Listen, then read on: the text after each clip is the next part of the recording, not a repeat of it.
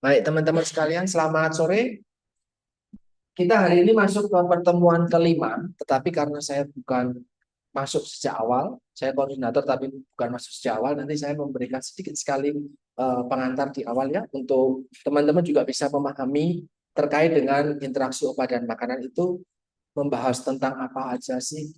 Mungkin agak sedikit review dari materi yang sempat disampaikan oleh Dr. Adi. Nah, teman-teman sekalian, walaupun nanti kalian belum belajar asupan gizi kecuali Mas Pius ya, kemarin semester 6 sudah belajar, tetapi teman-teman silahkan sambil buka slide-nya yang di handphone, karena mungkin ini layarnya nggak begitu jelas ya. Kalian bisa melihat di layar handphone masing-masing. Saya akan menjelaskan. Kalian kuliah 4 tahun, pekerjaan kalian, ataupun saya melanjutkan di dietitian, apa yang perlu kalian lakukan terangkum semuanya dalam satu lingkaran ini aja. Itu saja. Itulah asuhan gizi, nutrition care process. Hanya ini saja. Iya. Nah, ketika kita melakukan ini review saja, karena teman-teman nanti akan asuhan gizi nanti di semester 6. Nah, asuhan gizi atau nutrition care proses, ya, proses asuhan gizi yang terstandar untuk semua pasien ataupun klien ataupun masyarakat itu dimulai dari kuadran yang pertama ini, namanya assessment. Maka teman-teman semester 3 kemarin belajar PSG, mengukur antropometri, mengukur laboratorium, saya mengukur fisik klinis gitu ya. Mengukur recall, ya ada recall kan di mata kuliah PE, KP, ya ada recall, itu semuanya assessment gizi. Untuk melihat ada masalah apa sih pada pasien yang saya tangani saat ini. Oh ternyata setelah diukur lilanya untuk dia balita usia 1 tahun, ternyata lilanya 10. Maka masalah atau tidak?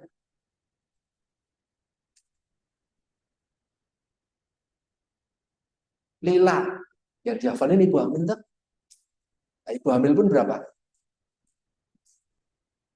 Berapa Mbak? 23,5. Kalau ibu hamil 23, lilanya artinya ibu hamil tersebut apa? Ya, ada risiko KEK. Tapi kalau balita 2 tahun, dia lilanya 10, apakah dia normal atau ada masalah kesehatan? Yang sering dijadikan contoh kan ibu hamil tuh. Padahal nanti kalau kalian ke lapangan belum tentu ketemu ibu hamil, ketemunya balita. Kalau balita lilanya 10, maknanya Wapres kemarin bertanggungjawabkan ilmumu. Dia Wapres bukan Wapres. Apa? Nilainya 10. Maknanya apa? Normal. Sama ini kan kamu belajar cuma IMT tuh. Nah, sekarang kita belajar lila. Lupa. Kalau ibu hamil pakai IMT bukan? Hamil trimester 1, 2. Status gizinya dengan IMT atau bukan? Bukan. Dengan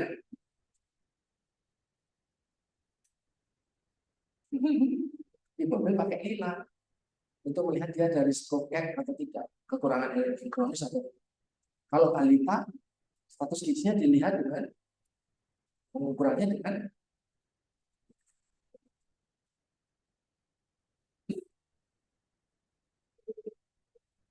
itu namanya Z-score. Selain pakai Z-score, pakainya lila. Maka bayi ketika lilanya 10, apakah normal atau tidak?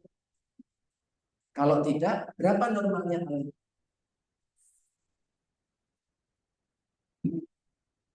Sekali mengarang batas itu berapa? Kalau ada nilainya 10, maknanya apa? Gitu. Itulah di sesi assessment. Fokus sama saya. Inilah assessment. Kita cari masalah gizi pada orang yang sedang kita tangani. Pasien, klien, ataupun masyarakat yang sedang kita tangani. Ada masalah apa? Gitu. Dilakukan di assessment. Oh ternyata balitanya nilainya 10. Oh dia gizi kurang. oh dia gizi buruk, misal. Ternyata skornya juga jelek, di bawah -3, misalkan. Oh, maka dia gizi buruk, maka diagnosis gizi. Kita memiliki diagnosis gizi. Fokus sama saya dulu, kalian belum dapat materi itu. Di mata kuliah apapun belum ada, baru bios.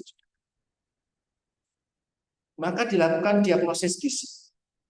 Nanti di semester depan teman-teman akan belajar, oh dokter yang ngasih diagnosis memang gizi bisa? Bisa, karena diagnosis gizi ada diagnosis medis. Nah, setelah ada diagnosis gizi, misalnya malnutrisi, nanti berhubungan dengan apa, ditandai dengan apa, dilakukanlah intervensi. Kalau sudah ketemu orang balita dengan gizi buruk, balita dengan gizi kurang, ibu hamil dengan KEK, bagusnya kerja dengan yang lain, itu distaktor. Oke. Ketika ketemu balita, ibu hamil yang masalah dengan gizi, apa intervensi yang teman-teman bisa berikan? Ngasih diet, ngasih edukasi gizi, ngasih konseling gizi, atau apapun itu. Ketika ngasihnya diet, yang ngasih intervensi apakah cuma kalian ketika di rumah sakit misalnya? Siapa aja? Yang ngasih intervensi ke pasien siapa aja? Cuma gizi doang? Enggak. Siapa aja? Dokter ngasih toh, ngasih obat toh, perawat juga ngasih, farmasi juga ngasih toh. Kita nggak kerja sendirian. Nah, ketika ada kondisi gizi buruk, kita ngasih makan, padahal anaknya juga dapat obat-obatan tertentu. Apakah makanan yang kita berikan berinteraksi nggak dengan obat-obatan? Oh, kita ternyata ngasih suplemen vitamin, vitamin-vitamin yang kita berikan interaksi dengan obat-obatan yang diberikan. Jadi, maka itulah di sini kita belajar tentang interaksi obat sama makanan. Di interaksi obat sama makanan ini kita belajar prinsip-prinsip farmakokinetik dinamik yang pada akhirnya ketika seseorang klien atau pasien atau masyarakat menerima terapi tertentu, kita memberikan diet itu berpengaruh. Jangan-jangan diet yang kita berikan bikin obatnya nggak efektif. Selama ini yang kalian mungkin sering dengar, oh kalau minum obat jangan minum dengan susu, kaitannya apa? Oh kalau minum obat pakainya jangan minum obat dengan menggunakan teh. Kenapa? Bukankah kita minum susu atau minumnya sesuatu yang sehat? Tapi kenapa nggak waktu minum obat? Nangkap ya? Selama ini kan cuman benarnya cuma itu tuh. Kita ada yang apakah hanya susu dan teh yang perlu dihindari? Tidak. Ada buah-buahan tertentu yang perlu dihindari, makanan tertentu yang dihindari, bahkan nggak boleh makan, nggak boleh mengonsumsi makanan tertentu ketika ada obat tertentu yang dikonsumsi. Nangkep ya? Nah, jadi kadang ada sesudah makan, sebelum makan itu ada makanan. Kalau ada makanan jadi nggak efektif, kalau nggak ada makanan jadi nggak efektif. Itu obat-obat yang berbeda. Ya, maka dari itu teman-teman sebagai tenaga gizi atau calon tenaga gizi, kalian perlu ketika nanti merencanakan diet semester 7 ini bareng Mas Tios sekarang ini. Ya ada mata kuliah dietetik, ketika merencanakan diet mikir pasien saya dapat obat ini, oh nggak boleh mengonsumsi diet ini. Oh nggak boleh kalau pasiennya ternyata dokter memberikan obat-obatan A, B, C, D. Oh, kita memberikan bahan makanan tertentu, oh enggak boleh, karena ada interaksi. Nangkap ya? Nah, gitu. Pun ketika kita mau memberikan sesuatu, ternyata dokter memberikan obat yang efek sampingnya misal bikin mual. Kalau efek sampingnya bikin mual, pasien sakit, kamu mau makan atau enggak? Sakit aja kamu nggak mau makan, apalagi obat bikin efek sampingnya mual. Apakah tetap mau makan? Tetap nggak mau makan. Kalau nggak mau makan, apakah akan sembuh? Ya mungkin nggak sembuh-sembuh. Nah, padahal kita pengen dia makan. Wah, setiap makan muntah, Pak. Setiap makan muntah. Nah, kita ngomong sama dokternya, bisa nggak diganti obat? Misalnya seperti itu. Karena obat ini bikin muntah, obat ini bikin mual. Pasien saya nggak bisa makan. Ya, itu sebagai salah satu contohnya. Nah, ini interaksi obat makanan NDI atau IOM. Nah, ini adalah ketika makanan yang kita konsumsi atau makanan-makanan yang kita berikan itu ternyata mengubah farmakokinetik. Farmakokinetik itu kita makan obatnya, dia bentuknya puyer, tablet, sirup, kapsul, dan yang lain. Ketika masuk ke dalam tubuh, ternyata serapan di dalam tubuhnya itu absorpsi, distribusinya lewat pembuluh darah atau yang lain, metabolisme obatnya atau pengeluaran obatnya, itu semua ternyata ada hubungannya sama makanan atau minuman yang kita konsumsi. Jadi ada interaksi dari farmakokinetik. Nah, di sini tadi juga saya sudah menyampaikan kalau ternyata obat-obatan tertentu itu membuat zat gizinya itu deplesi, pemecahan zat gizi. Ketika kita mengonsumsi obat-obatan tertentu dan ada pernyataan seperti ini, kira-kira dampaknya apa kalau terus-menerus dilakukan? Apa dampaknya ketika deplesi nutrisi terus-menerus terjadi?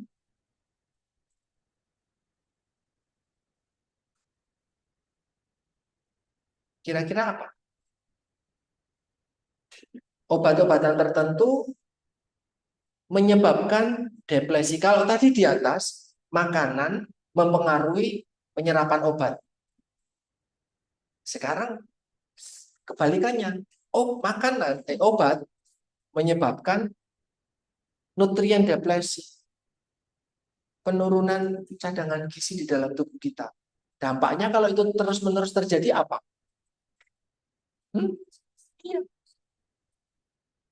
Jadi defisiensi gizi toh kita toh, karena cadangan zat gizi di dalam tubuh kita hilang gara-gara konsumsi obat-obatan tertentu gitu. Ya. Artinya apa? Obat mempengaruhi makanan, obat mempengaruhi diet, obat mempengaruhi zat gizi. Makanan ternyata mempengaruhi obat juga. Tangkap? Nah, kalau kita belajar itu, maka ketika dokter ngasih obat tertentu, kita paham kita harus ngasih makanan apa biar dia tidak malnutrisi. Kita ngasih makanan tertentu biar obatnya tidak terlalu toksik jadinya, atau biar tetap bekerja dengan efektif, gitu ya. Apalagi jika kita ketemu orang-orang yang lansia. Lansia kalau sakitnya nggak cuma satu, banyak. Ketika sakitnya banyak, obatnya beraneka ragam. Apakah obat sama obat aman-aman aja? Belum tentu, ada juga interaksi obat dengan obat. Jadi mikirnya banyak. Nanti teman-teman akan menangani pasien juga satu persatu ya, dari kalian tahun depan. Satu persatu, satu mahasiswa akan menangani satu pasien yang mungkin pasiennya adalah lansia dengan masalah kesehatan yang banyak, obat-obatannya banyak. Mikir, aduh ini obat sama obat bukan kewenangan kalian. Tapi ketika obat tertentu diberikan, ini ada interaksi sama makanan ini nih. Saya nggak boleh memberikan ini di diet. Oke? Ini terus di sini disampaikan bahwa obat-obatan ternyata juga mempengaruhi sistem pencernaan. Ya, distres di gastrointestinal. Oh, ternyata obat-obatan tertentu bikin mual, bikin muntah, bikin mules, bikin diare, bikin kembung. Nah, kalau kondisinya bikin diare, kan kita jadi malnutrisi, jadi defisiensi karena makan sedikit keluar, makan sedikit keluar. Ternyata efek dari obat. Oke? Nah, kemudian juga makanan tertentu, obat-obatan tertentu menyebabkan ketidakseimbangan glukosa darah. Makan obat, tapi malah glukosa darahnya naik.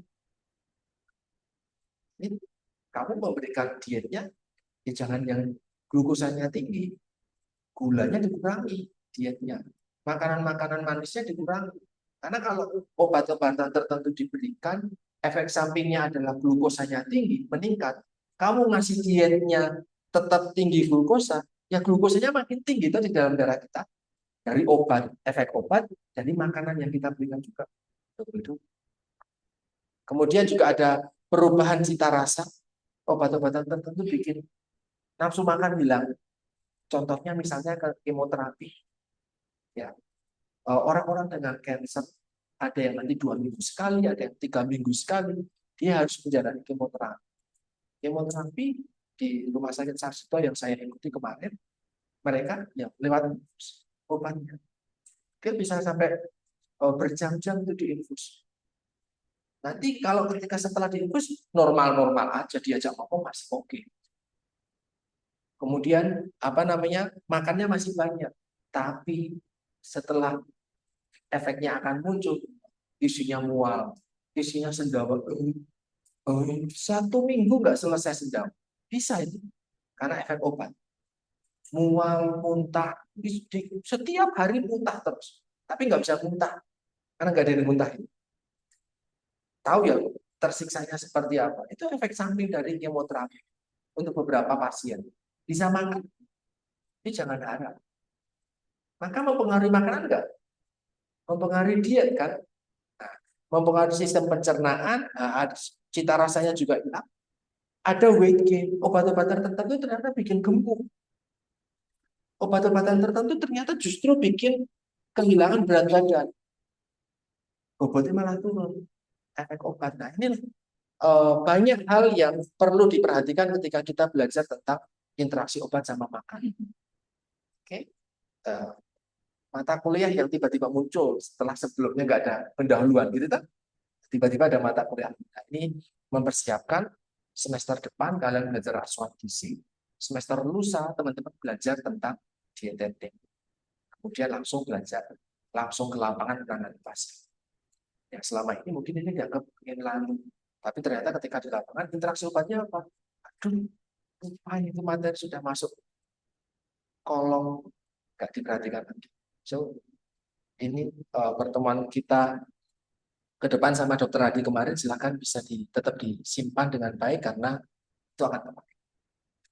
Satu slide ini semoga bisa memahami, inilah intinya kita perkuliahan 14 pertemuan di IOM. Ya, bahwa obat yang kita konsumsi, apapun bentuknya, apapun sediaan, itu bisa berinteraksi dengan makanan yang kita konsumsi juga. Misalkan, saya coba cerita ini ya, coba cerita jalurnya, fokus sama saya. Di kelasnya nggak ada nanti. Oke? Itu jadi kebiasaan saya. Ya, walaupun nggak disukai. Ya, please fokus, jangan sampai langsung. Ya.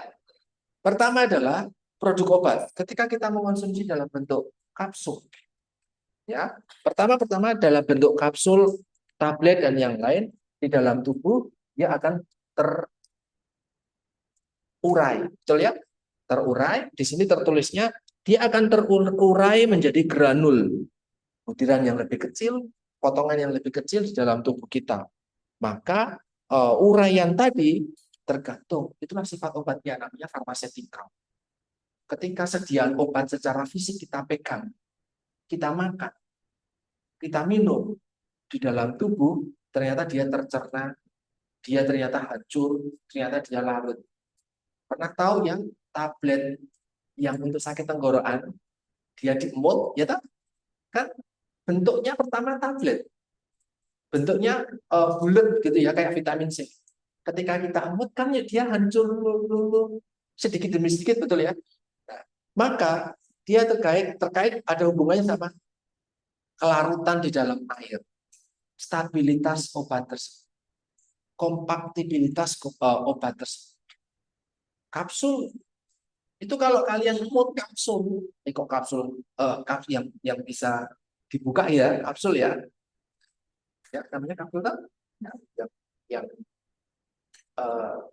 kulitnya itu lembek ya. Itu kalau kamu kena air liur gitu, itu kan cangkang kapsulnya itu kan bisa lembek, larut. Paham? Itu artinya apa? Ketika kamu makan, nanti di dalam pencernaan dia akan larut. Itu namanya farmaseutika. Oke. Jadi bentuk obat menjadi bentuk yang dia akan lebih terlarut. Zat aktifnya dia akan larut. Oke? Zat aktifnya masuk ke lambung kita ya, betul toh? Atau kalau diemut ya dia di eh, rongga mulut kita. Gitu. Nah, kemudian dia akan berlanjut ketersediaan atau keberadaan yang sudah jadi granul, larutan, atau yang sudah jadi kecil-kecil tadi, itu namanya ketersediaan farmasi atau pharmacological availability. Pharmacology availability atau ketersediaan farmakologis atau ketersediaan farmasi. Adanya zat aktif di dalam tubuh kita ketika masuk. Oke? Ketika adanya zat aktif di dalam tubuh kita ketika masuk tadi, nanti sifat kerjanya akan dipengaruhi banyak hal di dalam pencernaan kita. Namanya farmakokinetik. Kalau farmasetikal, kesediaan obat. Kalau farmakokinetik, obat yang sudah tersedia tadi, bisa nggak sih dicerna dengan baik, dimetabolisme dengan baik, diabsorpsi dengan baik, didistribusikan dengan baik, diekskresikan. Kalau teman-teman minum obat tertentu, air kencingnya kan jadi bau. Obat tertentu gitu. Nah, kalian minum amoxicillin nanti bau air kencingnya. Kelihatan apa kecium betul bau obat misalnya.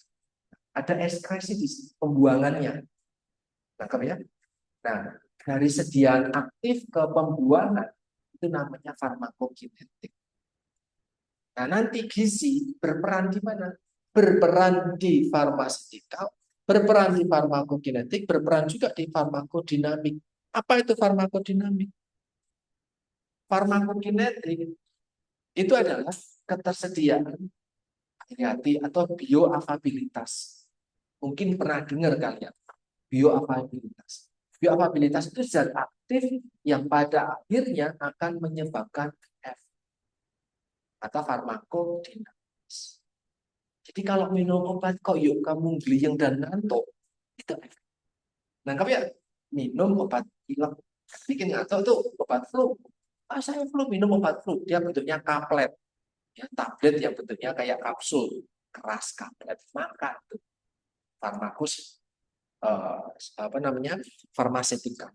Kemudian tablet tersebut larut kan di lambung kita, waduh pahit banget, bisa larut kemudian menjadi farmakokinetik, kemudian disebarkan ke seluruh tubuh, ke saraf-saraf kita jadi ngantuk, farmakokinetik.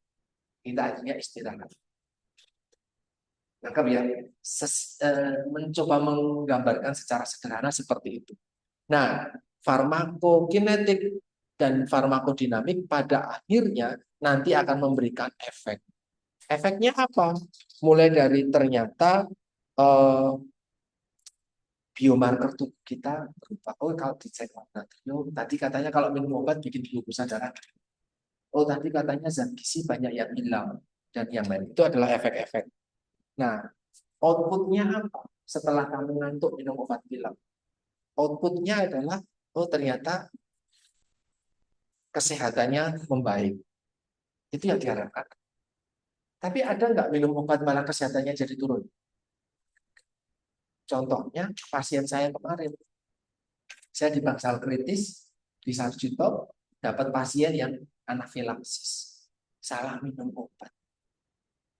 Beliau seperti saya punya asma, dikasih obat A sama puskesmas. Padahal ketika minum obat A tadi, anaknya dan suaminya itu dan beliau sendiri itu melihat bahwa tubuhnya langsung bentol-bentol. Setiap kali minum obat, gatel, panas, bentol-bentol. Ada efek samping tadi itu. Tubuhnya menolak toh, obat A tadi. Tapi beliau tetap minum obat itu karena dengan minum obat itu asmanya membaik. Tapi memang ada efek sampingnya. Enggak apa-apa kok, enggak apa-apa. Masih bisa tak tahan panas dan gatel, enggak nyaman yang kulit saya yang melenting-melenting seluruh tubuh. 2 jam pertama minum obat. Tapi setelah itu hilang. Nah, nafas saya kembali lega dan yang lain gitu. Besok pagi ketika asmanya kambuh, minum obat itu lagi kan sama kayak gitu lagi. Oh ya sudah apa-apa, saya sampai bisa terbiasa minum seperti itu. Pasien tersebut. Suatu hari dia bekerja dari Magelang ke Jogja. Di Jogja sama kampung. Tapi kan sudah tahu obatnya apa, tetap diminum. Suatu saat kondisi tubuhnya nggak kuat, alhasil dia pingsan. Pingsan dibawa ke rumah sakit, gagal nafas. Berhenti nafas dia 10 menit. Meninggal kan 10 menit karena nggak bernafas. Tapi kemudian ditolong bisa bernafas lagi. Apakah semuanya normal ketika tidak bernafas menjadi bernafas lagi? Enggak. Emang kamu bisa bernafas lebih dari 2 menit, tidak bernafas lebih dari 2 menit? Apa yang terjadi ketika lebih dari, tidak bisa bernafas lebih dari 2 menit? Otakmu nggak dapat oksigen. Otakmu nggak dapat oksigen gimana? Dia mati. Jantungmu nggak dapat oksigen, bisa berdetak dengan baik. Dan yang lain dan yang lain. Akhirnya dia tetap bisa diselamatkan di babak bersaksi. Sudah nggak sadar, tapi masih bisa bernafas walaupun pakai alat. Tidak ada respon apa, sudah nggak ada.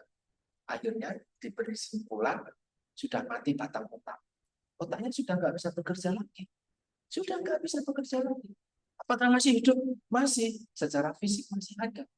Tapi secara medis sudah nggak ada. Orang keluarganya diminta, sudah alat-alatnya dilepas. Biar itu pulang dengan damai. Hanya karena obat. Dan itu tidak direspon.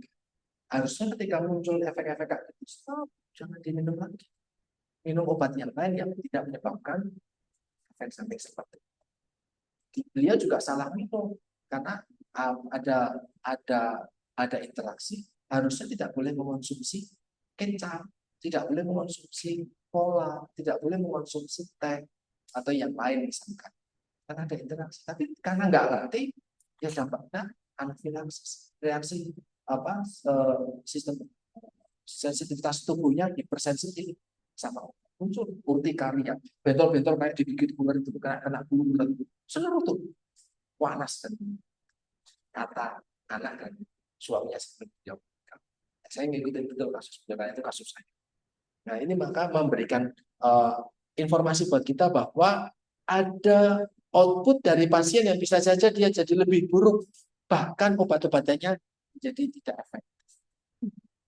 Ya, kalau kita belajar itu tentu akan bisa lebih baik lagi. Nah, obat akan mempengaruhi status gizi, begitu juga. Status gizi juga akan mempengaruhi obat.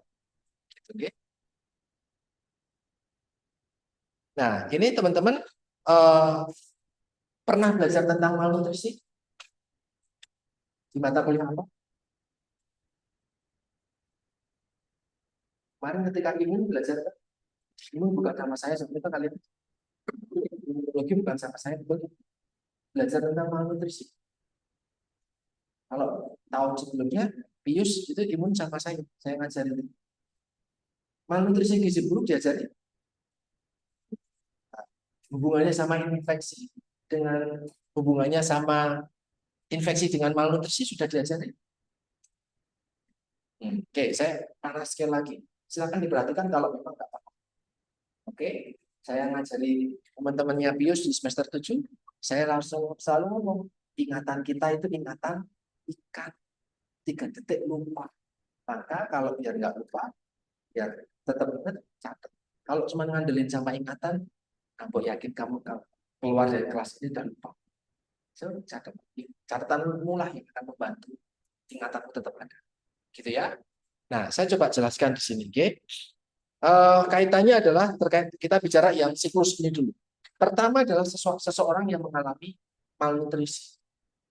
Hari ini dalam 2 minggu ini saya menangani balita-balita yang kecil-kecil. Sampai tangannya Sleman. Kecil ini balita. Kecil-kecil nggak tak kayak gini. Mereka malnutrisi. Belet. Gaul sama temennya, pilek. Gaul sama temennya, pilek. Sembuh minum obat, keluar lagi, pilek lagi. Gampang sakit. Ya, apa kaitannya? Kalian lihat nih di sini. Orang-orang yang undernutrisi, orang-orang yang malnutrisi gizi buruk, mau dia balita, mau dia ibu hamil yang KEK, ya, mau dia remaja, mau dia dewasa kayak kalian, memiliki status imun yang lebih rendah dibandingkan orang yang status gizinya normal. Oke, Ketika status imunitasnya lebih rendah, dia mudah sekali terkena penyakit. Temennya batuk, sebelahnya langsung jadi batuk nih. Asam ditulari, ya bukan salah temenmu, salah kamu sendiri kenapa malnutrisi. Oke? Kita nggak bisa lepas dari teman yang batuk. Masa iya teman batuk kita suruh keluar aja? Kan nggak bisa. Mau nggak mau dari tubuhmu sendiri yang bisa melawan. Toh? Nah, sayangnya orang yang gizi buruk, anak-anak yang malnutrisi, remaja yang malnutrisi, itu status imunnya jelek, jadi gampang sakit.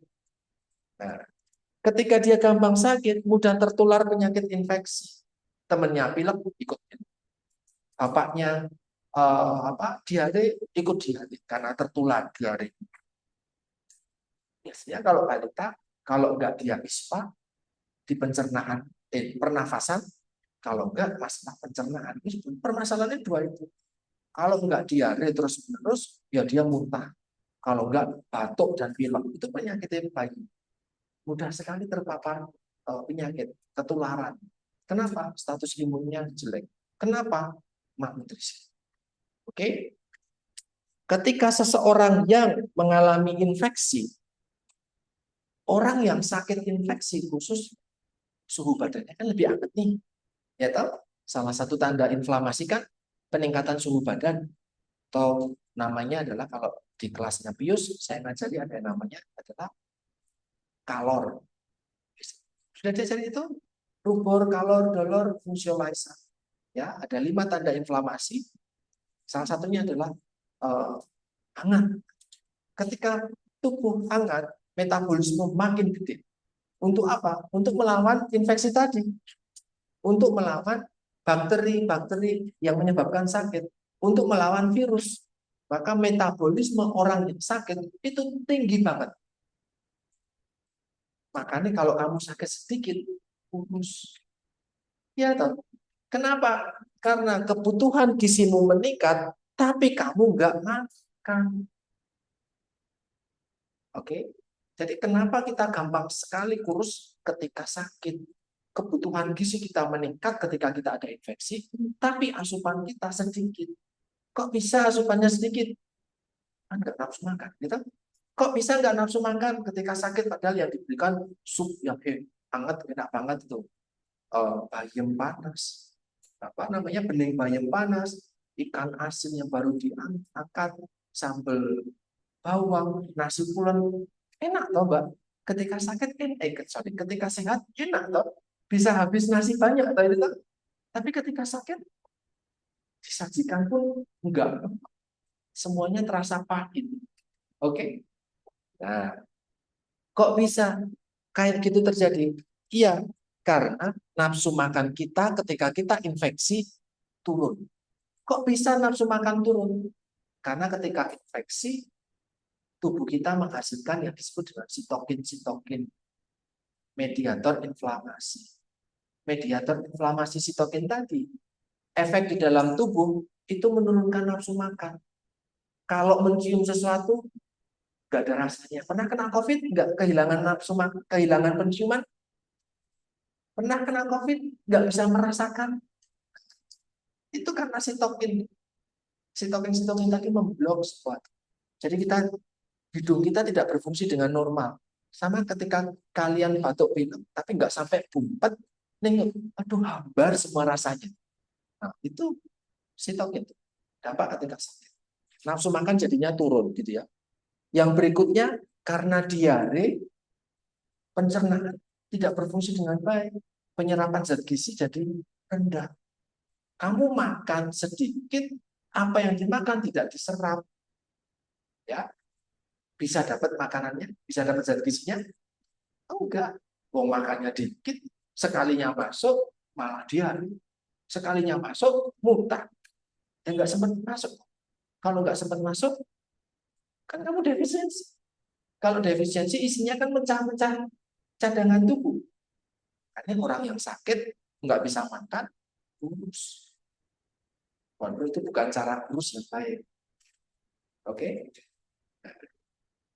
Yang ketiga, di saat nafsu makan turun, kemudian absorpsi zat gizinya meningkat, menurun, ternyata kebutuhan gizinya meningkat. Untuk melawan infeksi tadi kita butuh asupan zat gizi yang paling. Jadi kalau kamu sakit, paksalah tubuhmu untuk makan. Walaupun saya tahu itu pahit, walaupun saya tahu itu nggak ada rasanya, walaupun saya tahu kalau makan itu mual, tapi nggak ada cara lain selain makan. Hanya saja, apakah bisa makan dengan baik? Balita ketika sakit, apakah bisa makan dengan baik? Rewel balita. Balita, ciri khas balita sakit rewel, nangis, terus bisa makan. Bisa, ayo deh, ayo makan dulu. Bisa kayak gitu? Oh, enggak. Bisa jadi malah nggak makan sama sekali dia. Tangkap ya? Nah, maka inilah lingkaran malnutrisi. Apa itu? Sekalinya seseorang kena gizi buruk dan dia sakit, dia nggak mudah itu untuk keluar dari lingkaran itu tadi. Sudah malnutrisi, gampang kena infeksi. Infeksi butuhnya makan banyak, nggak bisa makan, kan makin malnutrisi. Makin malnutrisi, makin gampang sakit. Kita muter aja terus sampai beliau meninggal. Itu pada orang-orang yang gizi buruk. Mau pada dewasa, mau pada anak, sama. Oke. Nah, kalau dewasa malah mending masih bisa dikasih tahu. Pius, kamu sakit, makan.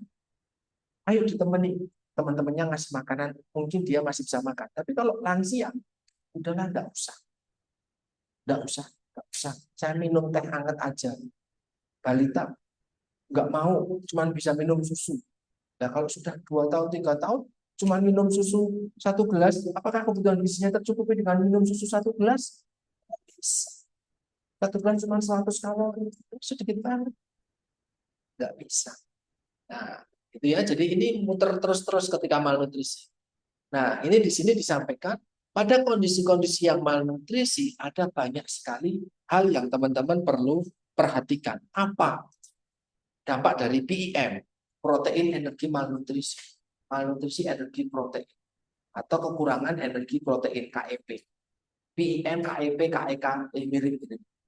Kamu kekurangan gizi karena kurang protein, kurang gizi karena kamu nggak makan, kurang gizi karena kamu infeksi, kurang gizi karena kamu asupannya jelek. Dampaknya adalah penurunan glukosa darah. Bagaimana bisa glukosa darah tercukupi? Wong kamu nggak makan.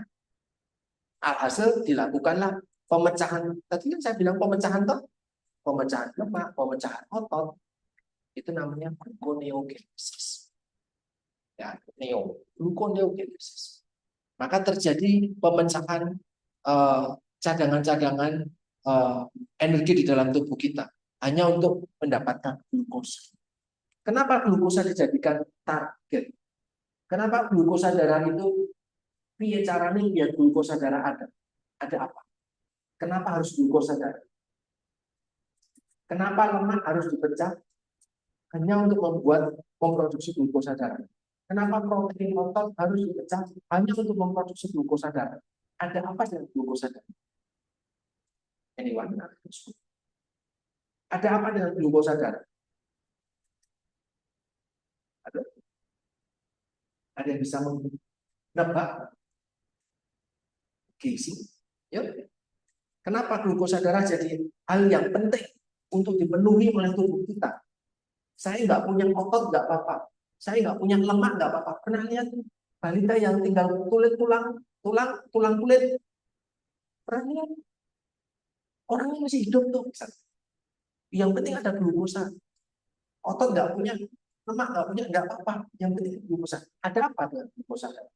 Kenapa harus glukosa darah? Ini Wan. Ayo Mbak Tia. Mungkin karena jadi kalau misalnya di metal itu kan di karbo juga Lemak kan juga bisa jadi energi. 1 gram lemak kalorinya adalah 9. 1 gram protein kalorinya adalah 4. 1 gram karbohidrat kalorinya adalah 4. Kenapa harus glukosa? Sumber energi utama. Berarti ada yang tidak utama dong. Apa yang tidak utama? Asam lemak, asam amino. Asam lemak itu dari lemak, asam amino itu dari protein. Iya. Tapi kenapa glukosa yang jadi utama? Anyone? Ayo, ini saya nggak boleh hafal. Itu hafalan itu. Glukosa adalah zat gizi penyedia energi yang utama. Itu tipikal hafalan. Ini kenapa utama? Tahu deh. Semua organ tubuhmu nggak bisa berfungsi kalau otaknya mati. Tadi saya kasih contoh tadi. Bisa jalan? Enggak. Ibu-ibu tadi nggak bisa nafas itu kalau ventilatornya dilepas. Artinya apa? Nafas saja nggak bisa kok. Kok bisa? Nafas nggak bisa. Ya karena otaknya nggak bisa kerja. Sehingga pusat pusat pernafasan nggak bisa. Lah kok nafas? Lah kok bangun aja nggak bisa? Nafas nggak bisa nafas dia. Murni pakai ventilator. Nah, ventilatornya dilepas saja dia meninggal kok. Hidupnya tergantung oleh mesin. Kenapa? Otaknya nggak bekerja lagi. Nah, otak biar bekerja butuh oksigen. Selain butuh oksigen, dia butuh zat gizi. Zat gizinya yang bisa masuk ke sel otak adalah glukosa. Sel otak itu glukosa bisa keluar masuk. Kalau glukosa masuk ke dalam sel tubuhmu itu butuh hormon glukosa biar bisa masuk ke dalam sel. C6H12O6 tambah O2 sama dengan CO2 plus H2O plus energi plus ATP plus A panas. Itu respirasi sel toh, pernafasan sel toh, pembakaran di dalam sel toh. Biar glukosa bisa masuk sel butuh apa? No, reseptor untuk menerima apa? Glukosa harus diikat oleh apa, suster? Insulin. Jadi kalau kamu nggak punya insulin, glukosa bisa masuk ke sel. Sorry, sel nggak kenal. Maaf, reseptornya nggak kenal. Ya aku glukosa, oh, nggak kenal. Itulah terjadi pada orang dengan diabetes.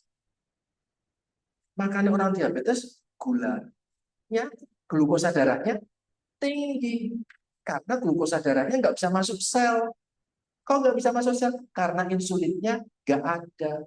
Atau insulinnya sedikit. Atau insulinnya mengalami resisten.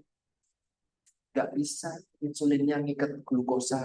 Insulinnya terikat di reseptor ke sel. Tapi kalau otak nggak butuh insulin. Itulah spesialnya sel otak. Glukosa masuk-masuk aja. Nggak butuh diikat-ikat dengan insulin. Maka disebut zat gizi yang utama. Karena otak lah yang paling utama. Nangkep maksud saya. Jadi otak yang butuh energi utama, butuh oksigen utama dalam tubuh.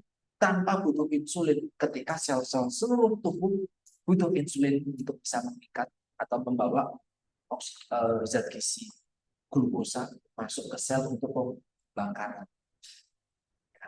Tapi ketika orang dengan gizi buruk, glukosanya nggak ada, maka terjadi gluconeogenesis, pemecahan besar-besar. Itulah kenapa bentuknya glukosa. Kemudian fungsi jantung, hepar, dan yang lain turun. Kenapa? Orang dengan gizi buruk yang penting hidup, bukan bisa lari, bukan bisa bekerja dengan baik, hidup aja. Ketika dia membutuhkan energi utamanya adalah untuk hidup, maka pencernaannya menurun, maka jantungnya mengecil, maka heparnya mengecil, maka paru-paru dan bernafasnya lebih kecil, maka nggak bisa aktif lagi, mending istirahat, mending kelentrak-kelentruk, ngantuk. Karena kalau harus giat, orang dengan gizi buruk harus giat, gizinya kan nggak ada. Pernah punya motor yang bensinnya tipis, bisa diajak balapan? Itulah orang malnutrisi. Bensinnya kecil kan ceduk. Orang dengan malnutrisi kamu ajak untuk bekerja keras, ya bisa. Maka banyak yang bisa ditekan. Pulsa listrikmu sudah tit, kamu mau nyalain semua lampu di dalam rumah, ya langsung mati atau pulsa ini. Maka lampu di kamar mandi dimatikan, AC-nya dimatikan, kipas angin dimatikan, dan yang lain dan yang lain. Paham? Yang penting kulkasnya jangan dimatiin. Misalnya kamu menyimpan makanan di kulkas, sama seperti otak kita. Yang penting otaknya berfungsi dulu, yang lain mati. pada orang malnutrisi. Ini sama. Fungsi-fungsi organ tubuh semuanya diturunkan. Ada katabolisme protein. Katabolisme itu artinya dipecah. Otot-otot kalian banyak dipecah. Alhasil apa? Alhasil banyak mineral-mineral yang ada di otot hilang. Maka orang malnutrisi defisiensi A. Jangan harap orang malnutrisi bisa seoptimal orang-orang yang gizinya nol. Oke? Itu dampak pada malnutrisi gitu ya. Kemudian juga malnutrisi ada obat-obatan tertentu. Ketika dia gizi buruk, bisa menyerap dengan baik obat-obatan, makanan aja belum tentu bisa diserap. Teman-teman, ingat bahwa kondisi malnutrisi itu beda dengan atau tidak bisa dianalogikan dengan spons yang kering. Spons kering, ketika dapat air bisa menyerap sebanyak mungkin. Tapi orang yang malnutrisi, apakah diberi makan banyak biar dia sembuh? Tidak boleh. Meninggal. Orang yang malnutrisi, gizi kurang, gizi buruk, nggak boleh jor-joran dalam ngasih makanan. Bisa meninggal. Kok bisa? Semakin banyak makanan yang kamu berikan, ayo makan, biar cepat sembuh, gitu tuh. Jantungnya bekerja lebih keras. Biar dapat oksigen lebih banyak. Kenapa? Ya kan pembakarannya harus lebih banyak nih. Zat gizinya kan melimpah lewat makanan. Maka harus butuh O2 lebih banyak. O2 lebih banyak, nafasnya harus lebih banyak. Nafasnya lebih banyak, jantungnya harus kerja lebih kencang. Ya toh? Kemudian karena makanannya banyak, maka pencernaan harus kerja lebih keras. Sayangnya tadi di depan fungsi ginjalnya turun, fungsi hepar jantungnya turun, fungsi jantungnya turun. Yuk kamu memaksa dia bekerja lebih keras, apakah bisa? Itulah pada orang yang gizi buruk, jangan pernah menyuruh dia makan banyak-banyak. Makan yang bertahap. Biar apa? Biar tidak terjadi namanya kardiak, henti jantung mendadak. Itu terjadi kalau kita nggak belajar. Oke. Saya pernah dapat teman ketika dulu saya S1 kami praktek di Kartini Jepara. Pasiennya lemah jantung, nggak mau makan bubur, maunya nasi. Bukan pasien saya, pasien teman saya. Teman saya cerita tanya sama saya, dia ini mau dikasih nasi nggak ya? Pasiennya mau minta nasi, dia nggak mau bubur. Katanya kalau makan bubur muntah. Ada ya orang makan bubur itu mual gitu ya. Saya bilang jangan, kan dia masuk karena masalah jantung. Kasih aja tetap bubur, jangan banyak makan. Kalau kan banyak makan jantungnya makin harus bekerja lebih keras. Padahal jantungnya tapi dia merengek. Ya sudah kalau kamu mau ngeyel, konsul dulu sama tenaga gizi. Nah, setelah konsul sama belum sempat konsul sama tenaga gizinya sudah diberikan nasi. Simpel itu bubur diganti nasi. Enggak pasien siapa? Setelah hanya karena jadinya kaget, stres terus saya kehilangan pasien. Hanya karena salahnya dia. Nah, kalian itu semoga teman-teman tidak kayak gitu nanti ketika di lapangan. Oke. Nah, ini PIM, KEK, KEP itu menyebabkan banyak sekali hal kayak gini yang menyebabkan metabolisme obat jadi terganggu. Nah, saya masuk ke tabel yang isinya banyak banget. Saya tidak meminta teman-teman hafal. Saya pun nggak hafal. Oke, tapi paling tidak monggo nanti mana obat yang saya sebutkan, teman-teman bisa notice itu di slide kalian masing-masing. Oke? Ya. Saya tadi bicara tentang KEP. Orang yang KEP, kurang energi protein, malnutrisi, dia mudah terkena infeksi. Infeksi bisa datang dari jamur, dari virus, dari bakteri, dari kuman. Oke? Nah, maka ketika seseorang mengalami infeksi, taruhlah sudah malnutrisi, kena TBC atau TB sekarang namanya, bukan nggak ada C-nya ya, tuberkulosis TB. TB itu kan bakteri, Mycobacterium tuberculosis, ya, maka akan diberikan anti TB. Oke? Nah, obat-obat anti TB. Nah, beberapa slide yang akan saya tampilkan hari ini di sesi ini adalah obat-obatan yang tergolong antivirus, antibakteri, anti jamur, antimikroba. Oke, sehingga akan sangat relevan dengan kasus gizi kurang, gizi buruk, malnutrisi. Ya, nah, itu karena obat-obatan ini pasti diberikan pada orang-orang yang infeksi, ya, infeksi. Yang pertama yang paling sering adalah amoxicillin. Ambok kamu ke puskesmas kamu dapat tuh amoxicillin. Timbang tinggal meler-meler aja batuk. Pak puskesmas dapat amoxicillin seperti itu. Saya pernah dapat yang ditelannya susah putih amoxicillin itu. Ya. Notice nanti amoxicillin silahkan dibaca. Itu sering banget didapat ya amoxicillin. Kemudian setelah amoxicillin yang paling sering adalah asitromisin. Nah ini adalah kelompok golongan antibakteria, antibakteri, antibiotik ya, yang harus habis kalau dapat obat ini. Ya, asitromisin.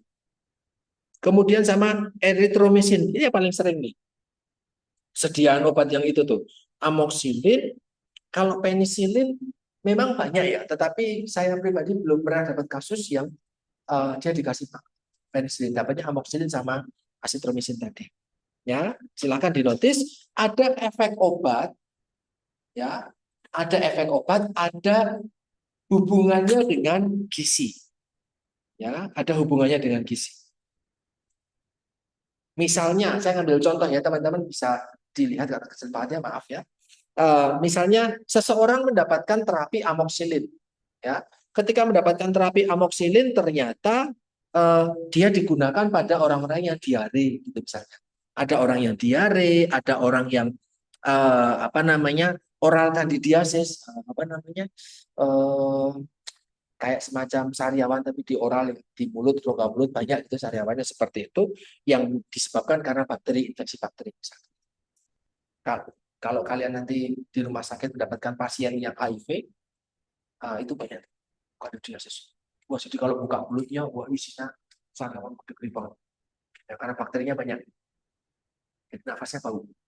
Ya, dia nggak nafsu makan karena kalau makan kan jadi nggak enak toh lidahnya putih karena buntul-buntul jamur banyak banget. Nah, kalau dibuka gini, wah, seluruh. Jangan harap bisa makan dengan normal, dalam artian makan nafsu makannya bagus. Nah, karena buat makan jadi nggak enak. Oke, nah itu kandidiasis karena bakteri maka dikasih antibiotik. Oke, nah, dampaknya apa? Dampaknya ternyata diet-diet adalah ini disampaikan orang-orang dengan gagal ginjal yang menjalani diet rendah kalium atau potasium itu perlu diperhatikan. Ada hubungannya apa? Obat-obatan ini menghilangkan kalium. Kalau kamu sudah dietnya rendah kalium, apakah kamu dapat kalium? Enggak, makanya hilang. Ya. Orang dengan gagal ginjal, ini just to know, karena semester depan kamu baru belajar tentang itu. Orang-orang dengan gagal ginjal, asupan kaliumnya atau potasiumnya harus rendah. Oke. Nah, kalau sudah harus rendah, lah kok masih dia mengonsumsi dapat amoxicillin, makin rendah. Jadi dia akan sangat defisiensi kalium. Oke, Mbak, Mas, ya, gitu ya, maksud saya ya. Nah, itu contoh dalam hubungannya dengan gizi. Ya, kita coba next satu lagi, berikutnya lagi. Yang paling sering saya temukan lagi adalah ceftriaxone. Ya ini. Ceftriaxone ini sering saya dapatkan pada orang-orang yang dia pneumonia, ya infeksi radang paru ketika dia dirawat di rumah sakit. Misalnya dia rawatnya lama banget di rumah sakit, kena stroke lama atau di fase kritis di ICU, dia nggak bisa kemana-mana, maka dia cenderung malah ketularan yang jenguk. Jadi pasien itu ketularan sama yang jenguk. Pasien ketularan sama dokter perawat yang dalam kondisi sehat merawat mereka. Tapi karena mereka lama terbaring, nggak ngapa-ngapain dalam waktu yang lama, malah jadi terkena pneumonia. Nah, orang-orang yang seperti itu, pasien-pasien seperti itu sering diberikan ceftriaxone ya. Pengalaman saya banyak didapatkan ceftriaxone tadi. Ya, itu yang paling sering tuh ceftriaxone. Untuk slide ini, nah, dampaknya apa? Silakan teman-teman bisa diperhatikan. Ya, slide nanti bisa dibaca. Terus kemudian kalau tadi adalah antibakteri, sekarang adalah antimikroba. Agen-agen antimikroba yang sering diberikan pada pasien, metronidazole ini juga cukup sering. Terus kemudian ya metronidazole yang paling sering itu metronidazole. Ya, silakan itu bisa dinotis. Terus kemudian ini adalah obat-obatan anti tuberkular. Tadi yang ketika kita pasien-pasien yang TB, ya dia perlu mengonsumsi obat 6 bulan rajin setiap hari. Saya sudah nggak batuk kok, nggak bisa. TB-mu masih ada kumannya, harus 6 bulan. Ya minimal harus 6 bulan. Obat harus teratur.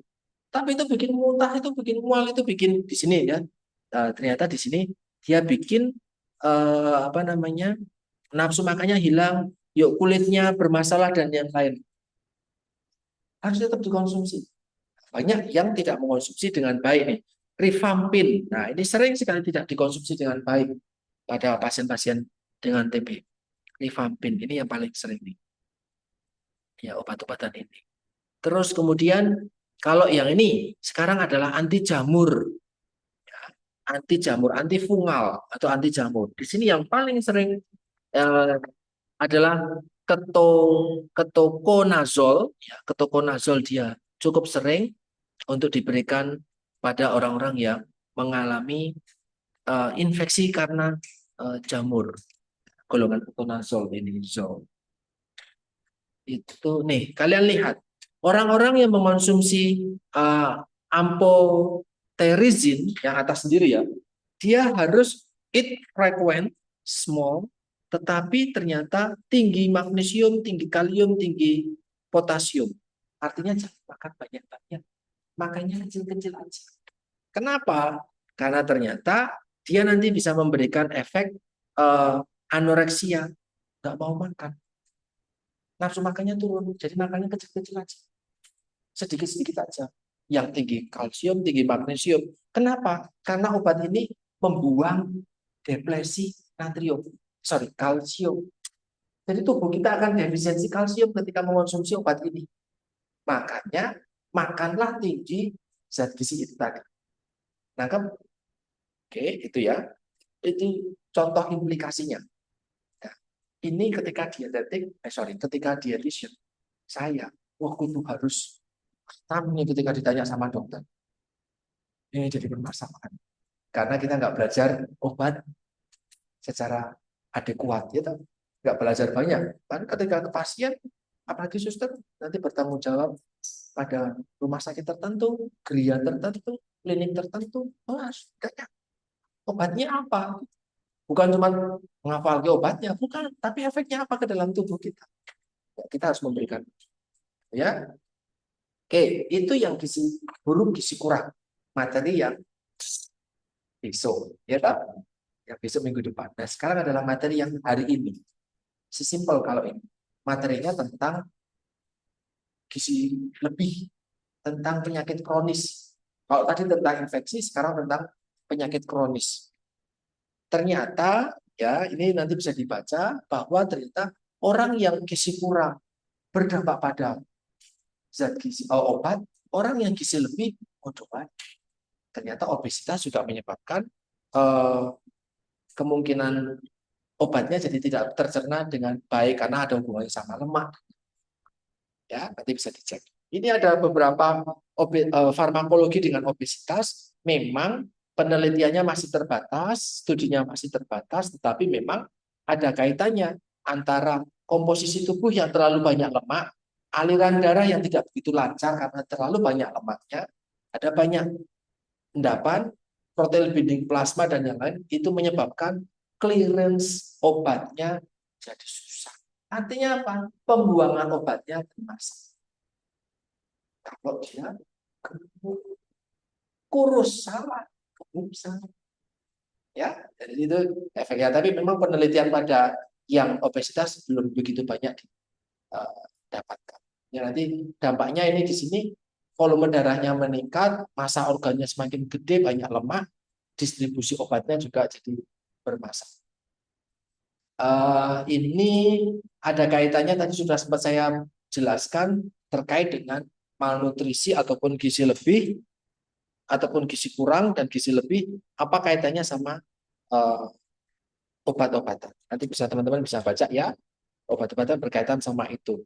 Ini di sini just to know ya, ada obat-obatan yang menekan nafsu makan, ada obat-obatan yang justru bikin makan terus. Loh, saya sudah makan, nggak tahu pengen makan lagi, pengen makan lagi, pengen makan lagi. Contohnya ini ya, pada kondisi antidepresi. Saya harap teman-teman punya teman buat belajar, buat ngomong, buat cerita ya kalau ada masalah. Saya ketika Prabu Sarjito di Bangsal Kejiwaan, isinya adalah mahasiswa. Perempuan mayoritas. Laki-laki ada, tapi sedikit. Mayoritas mahasiswa. Mahasiswa ketika patah hati. Itu masuk rumah sakit. Masuk Bangsal Jiwa. Nah, beneran. Ada mahasiswi ya, mahasiswi yang ternyata kebanyakan memang cewek ya. Ternyata ditolak sama dosen pembimbingnya. Nggak pernah bimbingan. Stres teman-temannya sudah pada lulus. Saya harap Mas Bius enggak. Apa-apa. Lulus tidak tepat waktu, tidak bukan untuk buat sebagai anak. Saya S2-nya juga tepat. Saya terlalu belajar dari mana. Banyak yang kuliahnya molor, ini tiap lihat teman-temannya sudah wisuda, kita stres. Saya gagal gitu. Aduh, orang-orang saya macam saya gagal. Aduh. Sekarang belum. Kan masih semester 5. Nanti kalau sudah masuk semester 7, bingung cari judul. Teman-teman itu bingung cari judul tentu. Bingung cari judul skripsi. Dapat judul skripsi ini, dapat pembimbing A, itu stres. Bakal ketemu beliau setiap hari selama 1 tahun. Stres. Bukan karena sakit, sakitnya karena tentu banyak. Ya, ternyata orang-orang yang nanti kalau semester 7 teman-teman sama saya nanti akan belajar dietetik pada orang yang depresi. Ada dietnya sendiri. Ya, orang yang depresi itu harus makan apa, harus kurangin apa, itu ada obatnya. Sorry, ada makanannya sendiri. Nah, obat-obatan yang diberikan ternyata kakak harus makan. Padahal kamu kalau stres kan makan. Nah, stres makan, dapat obat yang bikin makan. Maka orang-orang yang stres dapat obat makan, jadinya gemuk. Ya kan? Ada yang kalau stres makan. Ada di sini. Kalau stres, misalnya, aduh, besok ujian, aduh, materinya banyak banget, aduh, ngomel, larinya ke makanan gitu misalnya. Maka stres bikin obes, gitu, pada kondisi tertentu. Tapi ada dari kita yang kalau stres bisa makan. Enggak, malah nafsu makannya anjlok. Makan sedikit lah. Enggak nafsu. Ya tahu, apa ada orang patah hati makannya banyak? Jadi enggak mau kenyang aja rasanya. Gitu kan? Malah jadi malnutrisi kan? Kan tubuh tidak pengertian. Oh iya nih, pemilik tubuhku jiwaku lagi stres nih. Ya sudahlah metabolisme dikurangi. Ya enggak, tetap normal. Enggak mau makan ya jadinya kurus. Karena kalau patah hati jadi kurus. Tapi ada orang yang kalau patah hati malah jadi gemuk. Nah, makan terus. Kesal seperti. Nah ini jadi ada obat-obatan yang menekan nafsu makan, obat-obatan yang dia justru meningkatkan nafsu makan. Nah ini kondisi-kondisi infeksi, kondisi-kondisi penyakit tadi yang saya jelaskan, ada yang penurunan nafsu makan atau penurunan kemampuan untuk merasakan cita rasa, hipogesia. Ada penurunan sensasi, ya disgesia, gangguan. Saya ketika kena COVID, saya masih bisa mencium. Tapi ternyata telur saya cium sebagai aroma gold. Itu pernah tuh, serius itu. Itu disgesia. Otak saya nggak bisa mencerna. Ini telur, lo baunya ya telur. Enggak, ini bau gold. Disgesia itu. Gangguan di dalam, after taste, makan telur. Ini kayak makan got. Ini bau got ya, bau yang got berhenti itu loh. Ini tahu ya warnanya hitam berhenti. Oh, baunya minta ampun tau. Nah itu telur itu saya asumsikan itu ketika saya merem dijual bau got. Padahal itu adalah telur. Mau itu diceplok, direbus, digoreng, di dadar dan yang lain sama baunya. Itu sampai 2 bulan lebih saya nggak bisa makan telur karena bau got. Telur, ikan sama tempe ya protein ternyata. Nah, itu baunya bau got. Ini got. Otak saya mengidentifikasikan itu adalah got. Walaupun saya matanya itu apa gangguan sensor. Ya, ada orang-orang yang infeksi, kebetulan waktu itu saya COVID, menyebabkan gangguan seperti itu. Nah, ada obat-obat yang mengubah sensitivitas pengecapan kita. Jadi kalau mengonsumsi ini, pengecapan kita bisa kemungkinan terganggu. Jadi nggak bisa mengecap dengan baik, atau justru nggak bisa merasakan dengan sesuai yang seharusnya. Yang namanya stroberi ya kecut manis misalnya. Yang namanya gula, kopi, pahit atau manis bisa seperti itu. Tapi ketika kita mengonsumsi obat-obatan seperti ini, makanan tertentu cita rasanya jadi beda. Apakah jadi bisa makan dengan baik? Ya, ya berpikirnya langsung ke sana gitu ya. Bisa makan dengan baik atau tidak. Obat-obat yang bisa menurunkan berat badan. Tapi bukan untuk kamu konsumsi ya. Ada alkohol, bukan berarti kamu alkohol itu pulang kuliah. Nah, dia bisa menurunkan berat badan. Ya, obat-obat yang bisa meningkatkan berat badan. Di angkatan ini kan saya tanya tentang berat badan, siapa yang ingin turun, siapa yang ingin naik. Waktu itu ada yang ingin naik berat badan kalau nggak salah, saya lupa. Ada yang ingin naik berat badan. Nah, ini obat-obatan seperti inilah yang bisa punya efek berat badannya meningkat. Nah, ini adalah obat-obatan yang mempengaruhi zat gizi. Ada B12, B kompleks, zat besi, kalsium, sama vitamin D. Kapannya ya nanti jadi malnutrisi. Ini adalah efek samping dari obat sama hubungannya sama makanan. Saya fokus sama ini teman-teman sekalian. Ini di sini adalah obat-obatan untuk orang dengan diabetes. Ada keluarga yang dengan diabetes? Ada Pak? Siapa? Kalau boleh tahu. Kakek. Tahu obat-obatannya apa aja untuk beliau? Nah, banyak banget. Nanti silahkan cek. Karena tipikal obatnya ini kalau di Indonesia. Ada pasien dengan diabetes dapatnya metformin paling banyak ya. Paling sering saya dapatkan pasien adalah dia dapat metformin, glimid, terus kemudian ada yang dapat gliben, metformin, gliben, terus akarbose. Itu obat-obatan untuk diabetes. Efeknya apa? Kita bisa lihat di slide yang ini. Ya, kalau tadi adalah slide yang malnutrisi untuk menangani antibakteri, anti jamur, antimikroba, antivirus ya. Kalau ini adalah obat-obatan untuk orang yang terkena masalah penyakit penyakit degeneratif. Jantung, hipertensi, diabetes ya, nanti akan saya jelaskan. Yang pertama adalah antikoagulan. Ya, antikoagulan. Jadi biar peredaran darah jadi lancar. Ada dokter akan memberikan warfarin. Ini sangat familiar. Efeknya terhadap makanan luar biasa gede. Maka warfarin perlu teman-teman memahami warfarin ini ya. Apa dampaknya pada zat gizi? Vitamin K-nya rusak tuh. Dia bisa hilang tuh vitamin K-nya. Maka orang-orang yang mengonsumsi warfarin silakan konsumsi diet yang mengandung ya. Kemudian selain warfarin yang perlu diperhatikan adalah di sini antiplatelet ya, biar tidak ada pembekuan di dalam darah, biar peredaran darahnya jadi lancar. Yang paling sering diberikan adalah aspirin. Mungkin pernah dengar ya di lagunya Bondan Fetuplex ada aspirin. Kamu adalah aspirin bagiku. Wah, gitu. Berarti kamu harus mengonsumsi vitamin C. Nah, gitu tuh. Dibalas ya vitamin C. Karena saya adalah aspirin bagimu, saya menyediakan vitamin C.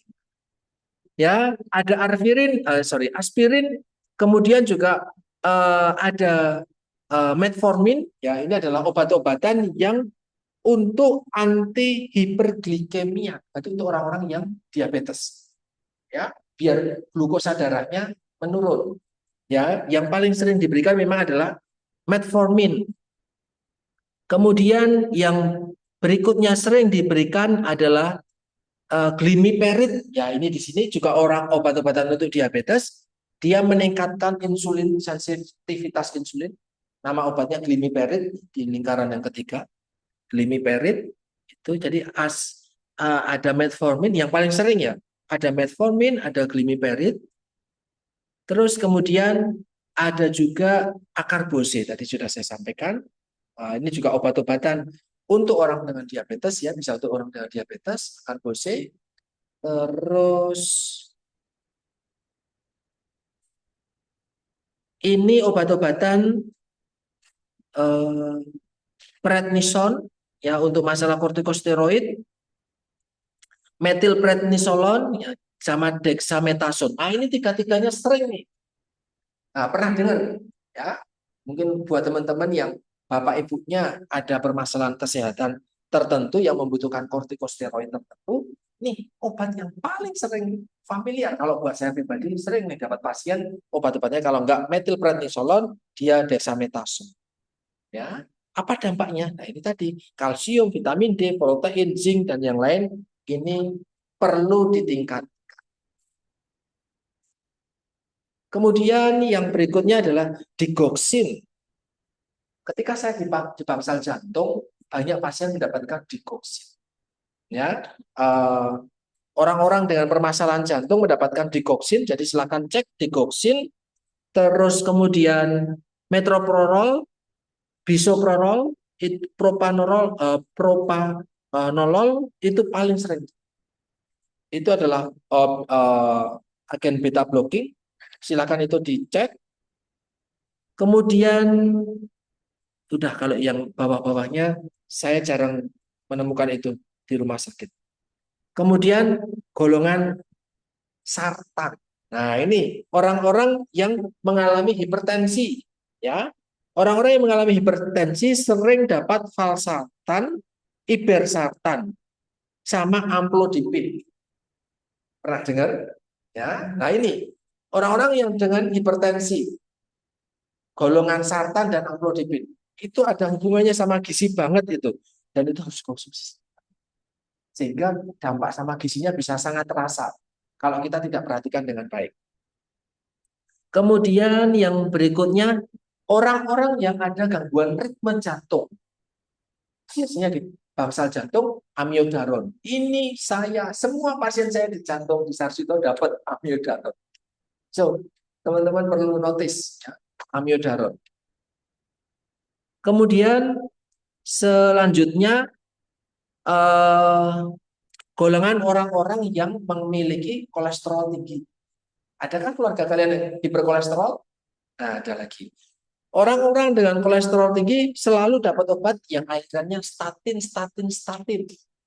Akhirannya. Yang paling sering atorvastatin, simvastatin. Itu adalah yang paling sering. Sering dijumpai, jadi dua ini di atas. Ya, atorvastatin sama simvastatin. Kemudian ada juga yang sering dapat eh, ini furosemid ketika gagal jantung atau malnutrisi atau gagal ginjal, yuk banyak timbunan air, banyak edema di kaki. Kalau di kakinya di apa, eh, pecet gini, nggak balik, ada timbunan cairan banyak. Dikasihnya furosemid. Nah, ini furosemid. Ini yang paling sering nih untuk masalah diuretik biar dia kencing terus-menerus tuh. Kalau kencing terus-menerus, apakah akan defisiensi? Jadi yang larut sama air hilang semua tuh. Karena kencing banyak. Nah, kenapa kencing banyak? Ya kan airnya banyak tertimbun. Furosemid ya. Terus kemudian ini ada acetaminophen. Ini untuk masalah analgesik. Analgesik itu untuk pereda nyeri, acetaminophen itu sering juga. Ibuprofen mungkin teman-teman sering dengar, pilek dikit mengonsumsi ibuprofen, pegel-pegel, badan panas, anaknya dikasih ibuprofen sama paracetamol, nah gitu toh. Nah, ibuprofen itu ada dampak pada kesehatan, dampak pada gizinya, tidak boleh dikonsumsi bareng sama susu, ya.